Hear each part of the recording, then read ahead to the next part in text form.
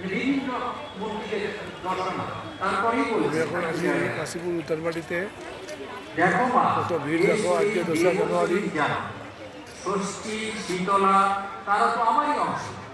ভগবান না হলে কি মানুষ এত সহ্য করতে পারে? ভিড় রয়েছে এখন দেখো। মহামায়া আমাদেরকে তবে কালকে কল্পতরু উৎসব ছিল, কালকে কত ভিড় ছিল। একটা কথা যদি বলে দেন যে তুমি দেবশ্বরী, আমরা হ্যাঁ দেবশ্বরী, প্রমাণ কতটা ভিড় ছিল। ভগবান না হলে কি মানুষ এত সহ্য করতে পারে?